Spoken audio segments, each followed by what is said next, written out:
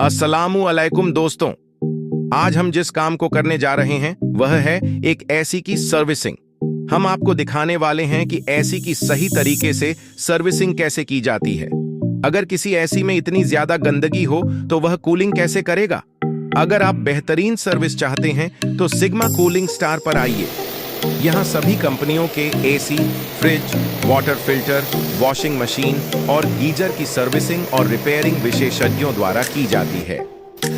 Pro तफीजुल Sheikh, पता पारुलिया, मुर्शिदाबाद 731244।